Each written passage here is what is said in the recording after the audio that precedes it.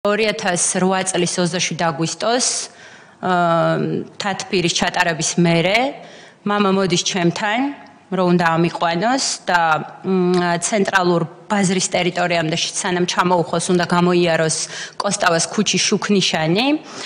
ამ შუქნიშანთან უკან ჩერდება მანქანა, საიდანაც გადმოდის სამხარეო პოლიციის ორი თანამშრომელი. მამას უჯდებიან და იარაღის მუქარით ეუბნებიან, რომ გზა გააგრძელა იმ მიმართულებით, საიდანაც რომელ მიმართულებასაც ჩვენ მოგცემთ. და რა თქმა უნდა, გაუყენეს გზა ხობის მიმართულებით, აი სადაც მე აღნიშნე, რომ მანქანა იყო პირველ იმაზე გაჩერებული, რომ გავიგეთ ეს ინფორმაცია, რომ მანქანა იდგა იქ.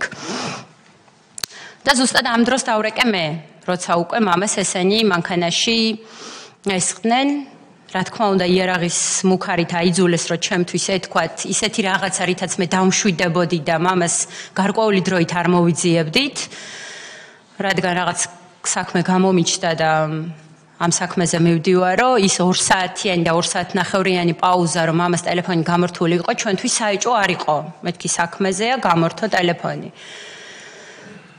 ამის მერე ცაიშიდან, როგორც უკვე გითხარით, გადასვეს ნივის მარკის მანქანაში, მიუყვანეს სოფელ შეკვეთილთან რომან შამათავას, კიდევ ერთ მანქანაში გადასვეს და ეს მანქანაც გაყვა უკან. წაიყვანეს ბათუმში.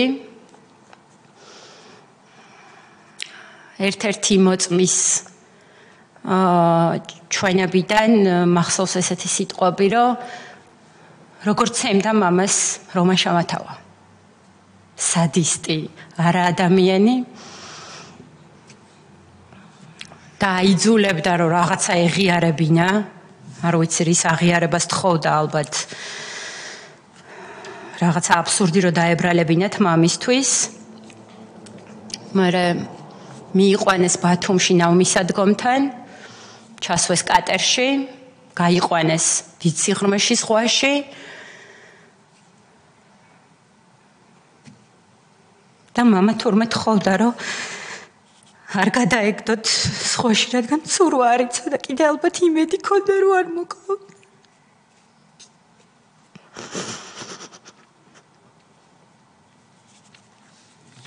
იცნობდა ხო რამოდენიმე ადამიანს, ვინც იჯდა იქ კატერზე და ქონდა მათთან კვეთა, იქნებოდა ეს სამსახურეობრივი პოლიციაში, როცა მუშაობდა.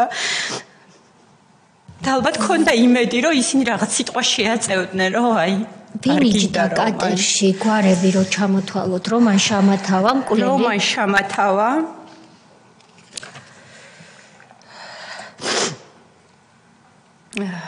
ალექსანდრე დანელია. ეს არის პიროვნება, რომელსაც აი რო ვახსენე, რომ მამიკოს ტელეფონები ედო სამსახურში. ბახვა ჩიქობავა, რომელიც დღეს თურმე გმირია და მამა ჩემი მოღალატე. და კატერს მართავდა გიორგი ჩიქოვანი, იგივე მაიმუნა.